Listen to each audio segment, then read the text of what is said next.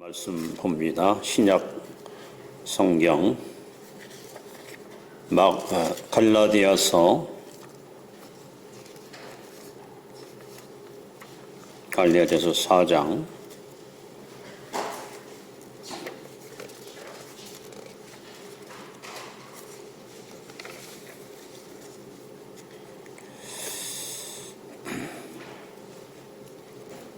갈라디아서 4장 4절 5절 말씀입니다. 신약 305페이지입니다. 우리 한 목소리로 함께 읽습니다.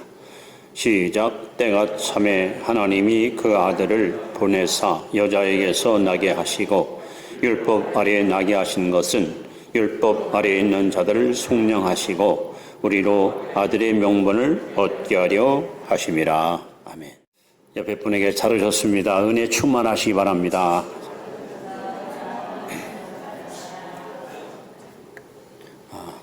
이제 성탄절을 눈앞에 두고 뜻깊은 성탄절을 맞이하기 위해서 오늘은 여러분에게 예수 탄생의 역사적 사실, 이런 제목을 가지고 말씀을 증거하려고 합니다. 여러분, 나라마다 신화가 있어요. 신화. 우리나라 같은 경우는 단군 신화. 한국이 어떻게 이 땅에 탄생했는가, 단군 신화를 우리가 강조하고 배웠습니다. 또 이 고구려도 소위 하늘에서 내려온 큰 인물이죠. 헤모스라는 사람과 물의 신을 상징하는 유화 부인이 결혼해서 주몽이라는 인물을 낳아서 고구려가 탄생했다. 또 신라는 박격거세가 아래에서 나와서 신라가 세워졌다. 그런가 하면은 가야국에는 소위 김수로 왕도 역시 아래에서 나와서 나라가 세워졌다. 이런 소위 신화가 있습니다. 나라마다 거의 있어요. 그런데 이 신화를 가장 믿지 않거나 혹은 부정하는 민족이 이스라엘 민족입니다. 다시 말해 이스라엘 백성들은 역사를 정확하고 확실하고 분명하게 믿고 의지하는 역사성이 굉장히 강력한 민족성을 갖고 있는 나라입니다. 그래서 이스라엘 백성들은 신화보다는 소위 역사답게 역사를 접근해서 그렇게 사실을 사실대로 믿고 인정하는 민족이 바로 이스라엘 백성입니다. 여러분, 누가복음 1장을 펴시면 이 성경을 기록한 누가가 이렇게 말하거든요. 우리 중에 이루어진 사실에 대하여, 즉 예수님이 탄생한 것과 이 땅에서 33년 사신 것과 십자가에 죽으신 것과 부활하신 것들, 이건 사실이에요. 사실. 우리 중에 이루어진 사실에 대하여 처음부터 목격자와 말씀이 일꾼된 자들이 전해준 그대로 내력을 저술하려고 부수는 사람이 많았다. 이렇게 성경은 꾸며낸 신화도 아니고 동요도 아니고 이것은 역사적 사실을 기록한 것이 바로 성경입니다. 여러분들이 신앙생활을 잘 하려면 이 한 가지 사실을 분명히 아셔야 됩니다. 그것이 뭐냐? 사실을 사실대로 믿는 것, 이게 진짜 믿음이에요. 반대로 사실을 부정하거나 안 믿는 것, 이것이 불신입니다. 그리고 사실이 아닌 것, 즉 가짜를 진짜처럼 믿는 것, 이 미신입니다. 지금 여러분들은 사실을, 즉 예수님의 탄생, 사실을 사실대로 믿는 믿음의 사람으로 이 자리에 와 있습니다. 이 믿음만큼이 우리를 구원할 수 있고 이 믿음으로만 우리는 하나님을 기쁘게 할 수 있습니다. 예수님의 탄생 사건은 여러분 꾸며낸 이야기가 아니고 전해 들어오는 전승이 아니라 이건 역사적 사실입니다.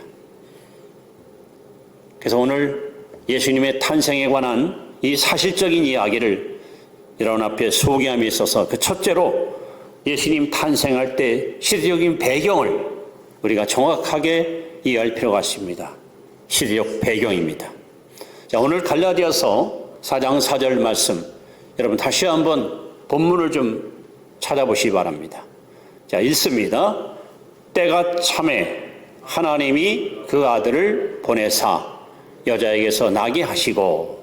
자, 여기 때가 참에, 즉 예수님이 이 땅에 오신 것은 갑자기 어느 날 탄생한 것이 아니고 하나님의 때, 하나님의 시간, 하나님의 계획 속에 이 땅에 오신 거예요. 때가 찼다는 것은 이때쯤 예수님이 세상에 가면 사람을 구원할 수 있는 좋은 기회다. 그래서 예수님은 이 역사의 어떠한 중요한 흐름 속에서 하나님의 때를 맞춰 이 땅에 오셨습니다. 그럼 예수님이 태어날 때에 그때의 세계 역사는 어떤 흐름을 갖고 흘러갔는가?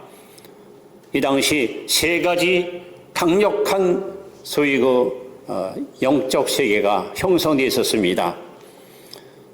먼저 이 이스라엘 사람, 이 히브리 사람들은요, 이 종교 운동을 확산시켰습니다. BC 722년 소위 북왕조 이스라엘이 멸망을 당합니다. 아수르 제국에 의해서. 또 BC 586년 남유다 왕국이 바벨론 제국에 의해서 역시 멸망을 당합니다.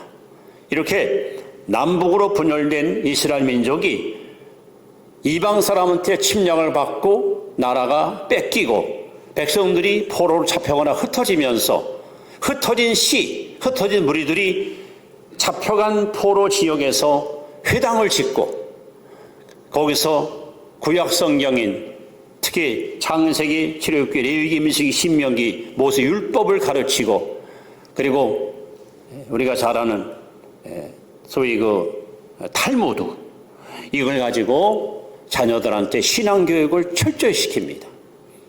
그래서 유대인들이 가는 곳마다 회당이 세워지고 유대인이 가는 곳마다 유일신 여호와 신앙이 여러 사람에게 증거되면서 예수님 오시기 직전 전 세계의 소위 유대교의 종교 사상이 많은 사람들의 마음을 붙잡고 있었습니다. 이렇게 유대인들은 막강한 영적 영향력을 온 세상 사람들한테 미쳤던 것이 바로 예수 탄생 직전에 있었던 사건입니다. 자, 두 번째 헬라. 이 알렉산더 대왕이 소위 세계를 원왈드, 온 세계를 하나로 묶겠다는 일념을 가지고 헬라 문화, 이 헬라 문화를 보급합니다. 그래서 알렉산더가 점령한 나라마다 도시 이름이 알렉산드리아, 이런 나라가 여기저기 세워지게 되고 이 문화가 꽃을 피우면서 소위 신약성경이 헬라어로 기록이 되는, 그래서 당시 헬라어가 세계 공통어이기 때문에 헬라어만 구사하면 어디 가든지 복음을 들을 수 있고 증거할 수 있었습니다. 자, 예수님께서는 바로 이때를 틈타서 이 땅에 오신 거예요. 세 번째는 로마의 소위 정치운동, 힘에 의한 평화를 그들은 주장하면서 로마가 가는 곳마다 질서가 잡히고 로마의 그 통치 아래 온 세상들이 하나로 묶여지게 됩니다. 특히 로마가 가는 곳마다 도로가 사방으로 뻥뻥 뚫려서 모든 길은 로마로 통하도록, 이렇게 로마는 막강한 힘을 가지고 이 정치와 그리고 도덕성을 가지고 세계를 지배합니다. 자, 예수님이 오시기 직전 이렇게 이스라엘의 종교, 헬라의 철학 혹은 문화, 로마의 정치, 이 세 가지가 조합을 이루어서 그때 주님이 오셨기 때문에 이 복음이 전 세계로 확산되는 엄청난 효과를 발휘할 수가 있었습니다. 특히 여러분 성경을 보시면 예수님의 탄생 이야기는 이건 꿈에 든 얘기가 아니고 역사적 사실입니다. 자, 누가복음 2장에 보시면 그때에 가이사 아구스토가 여기 로마 황제 이름이 등장합니다. 황제 이름이 여기 소개됩니다. 이 가이사 아구스토는 BC 27년부터 서기 14년까지 로마를 통치했던 왕입니다. 또 3장에 넘어가면 디베리오 황제, 디베리오라는 황제 이름이 등장합니다. 이 사람은 AD 14년부터 37년 동안 37년까지 로마를 통치한 임금입니다. 그러면서 요거 보면 3장 1절에 보시면 본디오 빌라도라는 이름이 등장합니다. 이 본디오 빌라도는 서기 27년부터 37년까지 10년 동안 유대 총독으로 이스라엘 백성을 통치하던 로마의 총독이었습니다. 그때 예수님이 로마의 법에 의해서 십자가에 처형을 당하고 빌라도가 바로 그 재판관으로 성경에 소개되고 있습니다. 자, 이런 말씀을 볼 때 여러분 예수님의 탄생은 여러분 한마디로 하면 신화가 아니고 거짓이 아니고 이건 역사적인 사건이고 역사적인 사실입니다. 다시 강조하지만 여러분 사실대로 믿는 거 이게 믿음이에요. 이 믿음만 여러분 구원을 얻을 수 있습니다. 그런데 이 사실을 사람들이 믿지 않아요. 이건 불신입니다. 그들은 멸망과 파멸을 피할 수가 없습니다. 그런데 예수 외에 가짜 신, 가짜 종교가 많이 세상에 있습니다. 사람들은 그것이 진짜인 줄 알고 믿고 따라갑니다. 이건 미신입니다.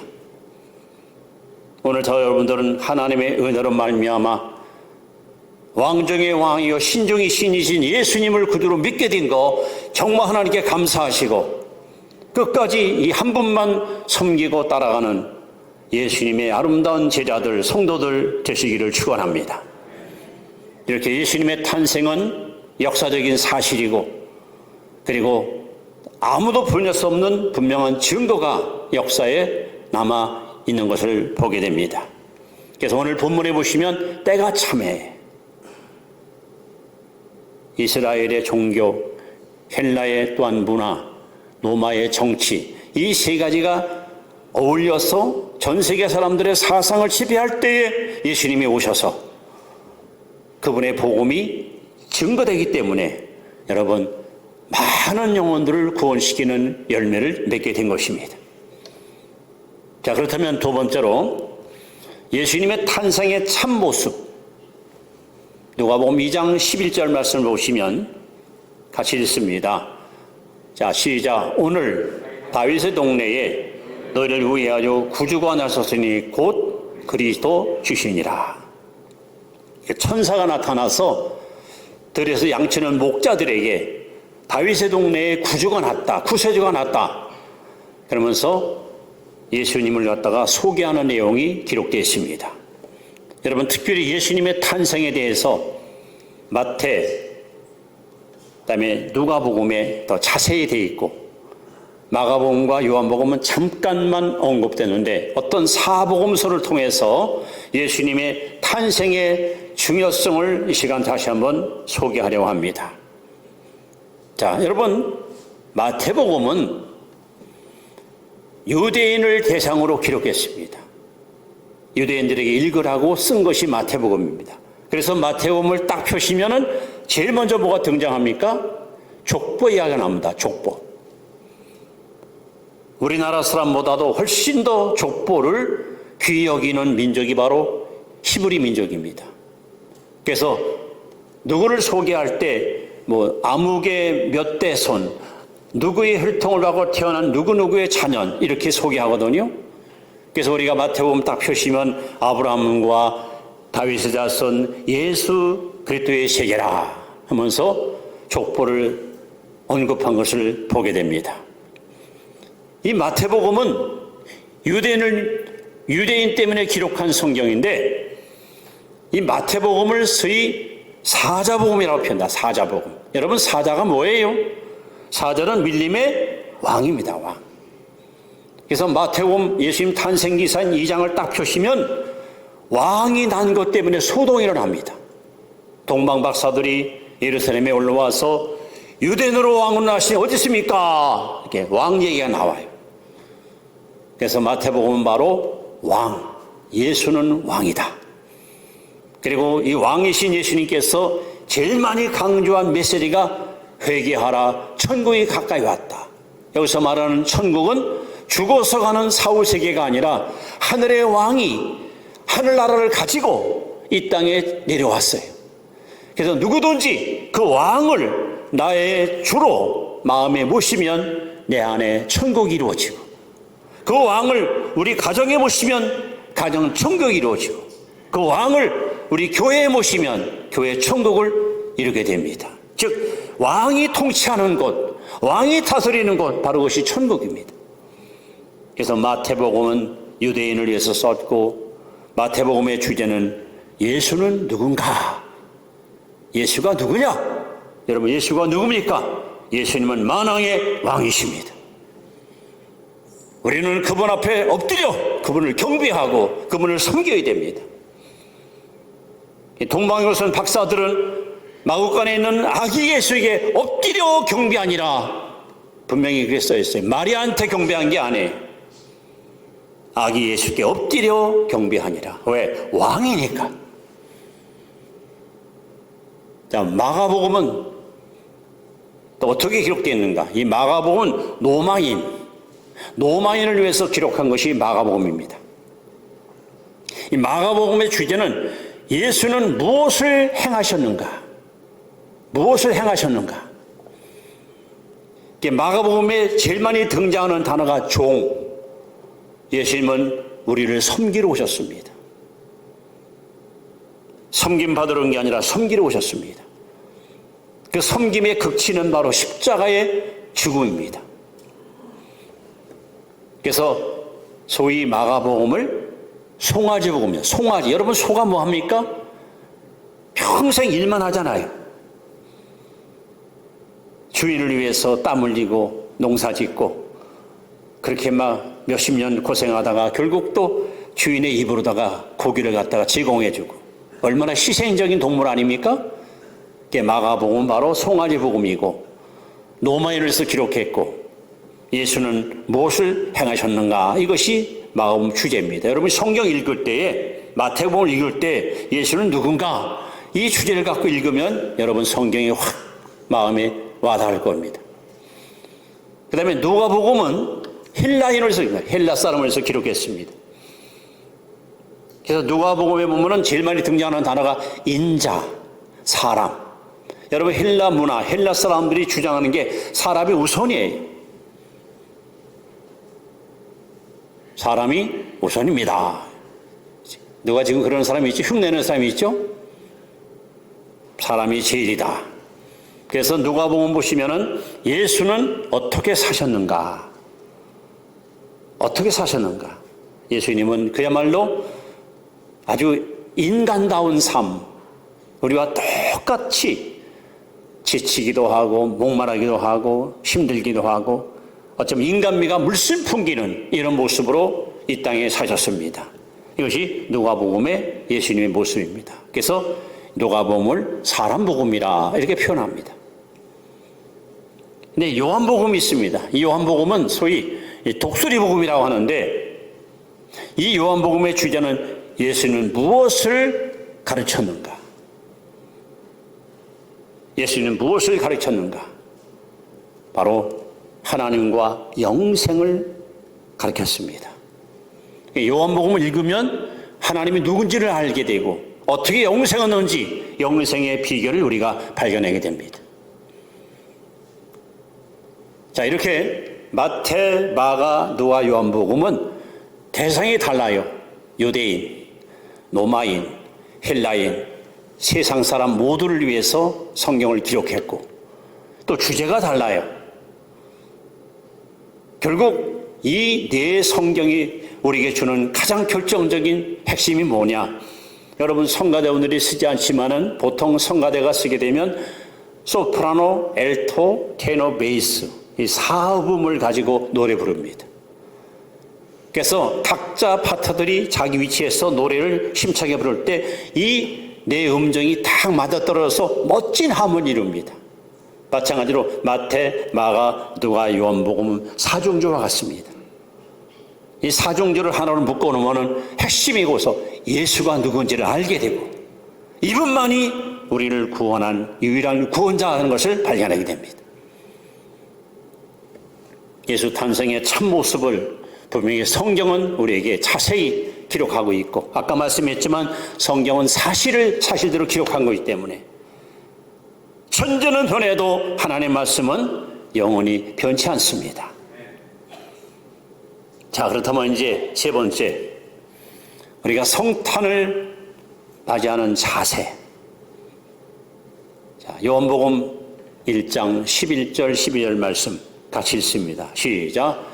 자기 땅에 오매 자기 백성이 영접하지 아니하였으나 영접하는 자 곧 그 이름을 믿는 자들에게는 하나님의 자녀가 되는 권세를 주었으니. 참 성경에서 제일 서글프고 안타까운 말씀입니다. 자기 땅에 오매. 유대인들은 수천 년 동안, 수백 년 동안 메시아를 기다렸어요. 언제나 오실까? 언제나 우리를 구원하러 구세주가 이 땅에 오실까? 그렇게 학소거대하며 예수님의 탄생을 기다렸습니다. 우리가 마태복음 2장에 보시면은 서기관들은요, 탄생 장소도 정확히 알고 있었어요. 베들레헴에서 태어납니다. 미가 5장 2절에 기록되어 있습니다. 그렇게 알고 있고 그렇게 믿고 있는데도 불구하고 자기 땅에 오매 자기 백성이 영접지 아니하더니 이것이 2000년 전 이스라엘의 비극이고 이스라엘의 실패입니다. 그런데 그 예수님이 마가다라방에서 제자들에게 놀라운 말씀을 하십니다. 내가 너희를 떠나는 것이 너에게 유익하다. 제자들은 천년만년 주님이 같이 있기를 원했지만 예수님은 뜻밖의 나는 떠난다. 나는 이제 떠날 것이다 말씀하는 거예요. 그러면서 하시는 말씀이 내가 가면 보혜사 성령을 너희에게 보내주리라. 근데 그냥 보혜사 아니라 성경에 또 다른 보혜사, 이 또라는 말은 전혀 별개의 대상이 아니라 나와 똑같은 인격과 나와 똑같은 지혜와 나와 똑같은 능력 있는 성령님이 오신다는 거예요. 그러면서 이것이 너에게 유익하다는 거예요. 왜 그럴까요? 육신을 끊은 예수님은요, 시간, 공간의 제한을 받아요. 예수님 만나려면 계신 곳을 찾아가야 되고, 아니면 주님이 나를 찾아와야 만날 수 있어요. 그런데 이제 성령님이 오시면은요, 그분은 시간, 공간의 제한을 받지 않아요. 우주 끝 어디 가든지 그분은 나와 함께 하시고, 마태복음 28장 20절 말씀처럼 세상 끝날까지 항상 우리와 함께하는 분이 바로 성령님이십니다. 그래서 이제 오늘 2021년 성탄을 맞이하는 저와 여러분들은 2000년 전 이스라엘 백성들은 자기 땅에 오매 자기 백성들이 영접하지 않았어요. 근데 이제 똑같은 예수님이 똑같은 성령님께서 오늘 계시록 3장 20절에 이렇게 말씀합니다. 볼지어다 내가 문 밖에 서서 문을 두드리노니, 여러분이 마음 문을 지금 성령이 두드리고 있습니다. 누구든지 내 음성을 듣고 문을 열면 내가 그에게로 들어가 그는 나와 더불어 먹고 나는 그와 더불어 먹으리라. 2000년 전 이스라엘 백성들은 자기 땅에 오매 자기 백성이 영접하지 않았습니다. 예수를 거절했습니다. 거부했습니다. 아니 십자가에 죽게 했습니다. 근데 그 성령님은 오늘 이제 여러분 속에 오시려고 오늘 여러분의 마음의 문을 두드리고 있습니다. 그리고 분명히 성경은 말합니다. 영접하는 자, 곧 그 이름을 믿는 자들에게는 하나님의 자녀가 되는 권세를 주었으니, 여러분 마음 문을 활짝 여시고 예수 그리스도를 나의 주, 나의 왕, 나의 하나님으로 영접하십시오. 그러면 그분은 여러분 안에 오셔서 내 마음을 통치하시고 지배하시어 내 안에 천국을 이루게 하시오. 내 안에 천국이 임하게 되면 로마서 14장 17절 말씀처럼 의와 평강과 희락이 여러분 안에 임하게 됩니다. 2021년 성탄절을 앞에 두고 하나의 연례 행사로 끝나면 아무 소용없습니다. 이제는 그분을 인격적으로 만나야 됩니다. 그분을 마음에 모시고 우리가 하나님의 자녀로 거듭나고 그분을 나의 왕으로 섬기는 이것이 진정한 성탄의 의미입니다.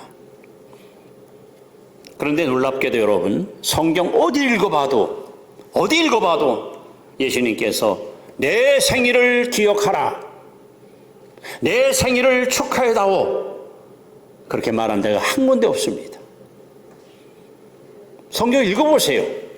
단 한 번도 예수님께서 내가 탄 날이 몇 월 며칠이니까 그날 너희들 마음껏 나를 축하해다오, 주님은 당신의 생일을 축하라고 말하지 않았습니다. 근데 놀랍게도 예수님은 내 죽음을 기억하라 그랬습니다. 고린도서 11장 24절에 그래서 우리가 지키는 것이 바로 성찬식입니다. 예수님 잡히는 날 밤에 떡과 포도주를 제자들에게 떼어주며 이 떡은 나의 살이며 이 포도주는 나의 피다, 언약의 피다. 주님은 제자들한테 생일을 기억하고 생일 차려달라고 말하지 않았습니다. 대신 내 죽음을 기억하라. 왜? 많은 사람들이 지금도 오히려 안 믿는 사람들이 성탄절이 되면요 더 들떠가지고 난리십니다. 벌써 11월 중순쯤 되면요 제일 먼저 백화점에 성탄 트리가 벌써 장식이 됩니다.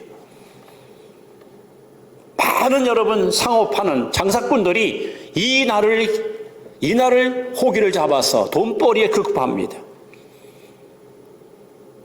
그런데 예수님이 이 땅에 오신 것은 우리는 이 땅에 살려고 왔지만 예수님이 이 땅에 죽으러 오셨습니다. 죽으러. 그래서 우리는 이 땅에 살려고 왔고 열심히 살고 땀 흘려 일하며 살아. 결국은 뭐예요? 그렇게 살다가 결국 죽음으로 끝나는 게 우리 인생이에요. 살려고 왔지만 결국 죽어. 이것이 인생이에요. 그러나 예수님은 이 땅에 죽으러 왔는데 그분은 살아났어요.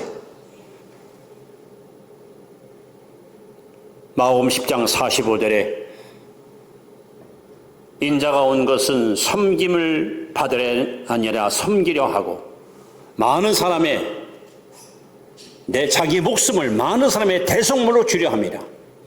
여기 많은 사람은 이 세상 모든 사람들의 생명을 살리기 위해서 당신 목숨을 주려고 이 땅에 오셨다는 거예요. 이게 여러분이 성탄절을 맞이할 때 다른 건 다 몰라도 이거 하나는 기억해야 돼요. 예수님은 이 땅에 살려온 것이 아니라 죽으러 왔다. 그분이 죽지 않으면 우리 인간들은, 죄인들은 살아날 길이 없어. 그래서 예수님의 탄생을 가장 정확하게 예언했던 이사야 선지자는 이사야 7장 14절에 보라 처녀가 잉태하여 아들을 낳으리니, 여러분 처녀가 어떻게 낳습니까? 결혼해야 아기를 낳지요. 근데 놀랍게도 처녀가 아들을 낳으리니, 왜 그럴까요? 우리 모든 사람들은 아버지 씨를 받고 태어났어요. 아담의 후손이에요. 석가도 공자도 마호메트도 다 아버지가 있어요. 근데 예수님은 씨를 받고 온 게 아니라 성령으로 잉태했어요. 여자의 몸을 빌려가지고 태어났어요. 그분만 죄가 없어요. 그분만 죄가 없기 때문에 죄인을 구원할 자격이 있는 거예요. 그래서 예수님은 이 땅에 우리와 똑같은 모습으로 탄생한 것이 아니라 동정녀의 몸을 빌려서 성령으로 잉태하여 죄 없는 몸으로 이 땅에 오셨고, 그가 오신 목적은 마가복음 10장 40을 많은 사람의 대속물로, 즉 대신 죽으러 이 땅에 오신 겁니다. 그래서 예수님은 우리들에게 내 생일을 기억하고 축하해다오, 케이크도 좀 좋은 거 사가지고 불도 켜놓고 박수 쳐다오, 그런 말 없어요. 내 생일 관심 없어요. 예수님은 내 죽음을 기억하라, 십자가를 기억하라. 왜? 십자가는 여러분과 저와 죄인이 못 박여 죽어야 할 것이에요. 그런데 예수님은 여러분과 저의 죄를 다 끌어안고 다 담당하시고 그래서 이사야 53장 5절 6절에 이렇게 말씀하잖아요. 예수가 그가 찔림은 우리의 허물을 인하며 그가 상함은 우리의 죄악을 인함이라. 그가 징계를 받음으로 우리가 평화를 누리고 그가 채찍에 맞음으로 우리가 나음을 입었도다. 우리는 다 그를 향하여 양과 같이 각기 제 길로 갔거늘 여호와께서는 우리 무리의 죄악을 그에게 담당시키셨도다. 담당시켰다는 또 안겼다는 거야. 예수야, 저 사람의 죄, 너의 죄, 나의 죄, 네가 다 지고 가라. 네가 대신 십자가에 죽어야 된다. 그래서 주님은 세상 죄를 짊어지고 십자가 위에서 피 흘려 죽으사 옥조 창생 인생의 모든 죄값을 다 청산함으로 말미암아 누구든지 그 예수 믿니다마다 죄사함 받고 구원을 얻어 하나님의 자녀가 되는 구원의 문을 활짝 열어 놓으신 것입니다. 그러면 여러분들이 성탄절날 괜히 마음이 들떠가지고 뭐 기쁘다고 우리 오셨네 여기서 끝나면 안 돼요. 성탄절날 가장 우리가 심각하고 깊이 있게 뭘 바라보냐? 십자가를 바라봐야 돼요. 십자가를 여러분이 바라봐야 돼요. 십자가 빼버리면 성탄절 아무 의미 없어요. 왜? 예수님은 십자가 지기 위해서 이 땅에 오셨기 때문에. 이 땅에 오신 목적이 우리와 같이 살려온 것이 아니라 죽으러 왔기 때문에 십자가를 빼버리면 예수님은 아무 상관이 없습니다. 이제 성탄을 맞는 우리의 자세는 2000년 전 유대인과 똑같이 자기 땅에 오매 자기 백성 영접지 않은 이런 불신, 아까 얘기했잖아요. 사실대로 믿지 않는 게 이게 불신입니다. 오히려 가짜를 믿는 거, 이거 여러분 미신이에요. 예수님의 탄생, 예수님의 사역, 예수님의 십자가, 예수님의 부활은 사실입니다. 이 사실을 그대로 믿을 때 우리는 구원받습니다. 하나님의 자녀가 되는 겁니다. 이제 2021년 성탄절을 앞에 두고 예수 탄생의 역사적인 사실을 여러분 다시 한번 깊이 인식하시고, 예수님의 탄생은 이거는 거짓이 없는 진실이다. 그리고 그분만이 나를 구원할 유일한 구원자라는 것을 여러분 믿는다면 어찌 여러분만 구원받고 만족하십니까? 이 사실을 모르는 자들에게 전해줘야죠. 가서 여러분 알려주고 그들도 속히 죄에서 벗어나서 나와 같이 구원에 이르도록 우리가 그들을 인도하는 것이 바로 저와 여러분이 해야 할 우리의 막중한 사명입니다. 다시 한번 말씀합니다. 우리는 이 땅에 살려고 왔습니다. 결국 우리는 언젠가는 죽음으로 끝납니다. 살려고 왔는데 아둥바둥 힘쓰다가 결국 언젠가는 죽음으로 끝나는 것이 인생이에요. 그러나 예수님이 이 땅에 죽으러 왔습니다. 근데 그분은 살아났습니다. 영원히 살아계십니다. 그분만이 저와 여러분을 죄에서 구원할 유일한 구원자시고 그분만이 여러분을 통치하는 유일한 왕이십니다. 왕 중의 왕, 주 중의 주, 예수 그리스도, 여러분 그분을 이 시간 마음에 다시 한번 따뜻하게 모셔드리고 우리의 남은 여생 우리 주님과 함께 동행하는 삶을 살아가는 임마누엘 복된 성도들이 되시기를 주의 이름으로 축원합니다. 기도합니다.